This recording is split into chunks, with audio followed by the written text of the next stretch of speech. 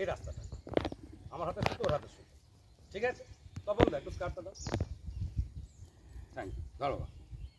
তাহলে এটা হচ্ছে কলকাতার পয়েন্ট, ওটা দিল্লির পয়েন্ট, ঠিক আছে? শুভম যাচ্ছে ট্রেনে, ও যাচ্ছে এটাই গতি বাড়িয়ে প্লেনে, ঠিক আছে? ও সময়ের সঙ্গে এগিয়ে গেল।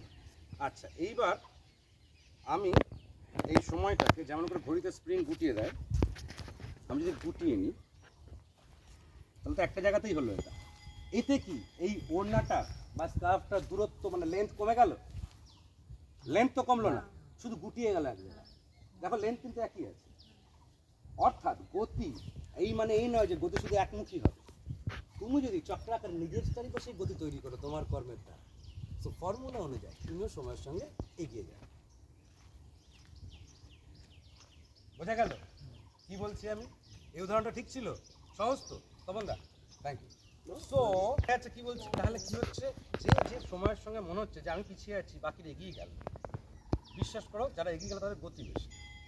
তারা তাদের কাজ কর্মগুলো ফেলে রাখে না, প্রত্যেকটা কর্ম ফিনিশ করে ফেলে এবং দেরি করে না জীবনে।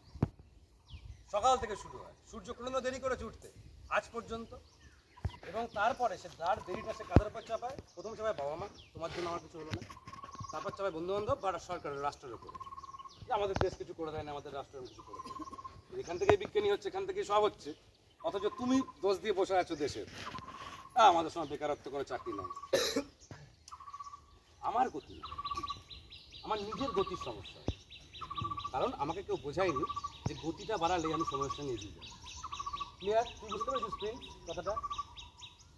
আমি খালি মাথায় রাখ, পরের দিকে তুই বুঝে যাবি যে বড় হলে অনেক সময় মনে করেন আচ্ছা এইটা বলেছিল, অনেক পরে অনেক কথা কিছু পরের দিকে বোঝা যায়, তখন মুখস্থ করে চালিয়ে দিয়েছি।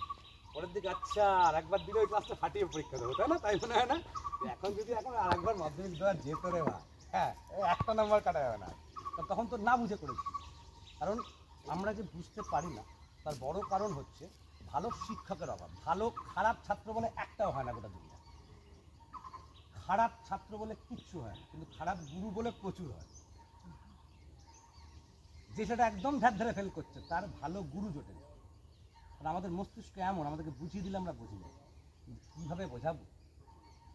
যাকে বোঝাচ্ছি তার সমস্যাটা কোথায় যদি চিহ্নিত করতে না পারি তাহলে কিন্তু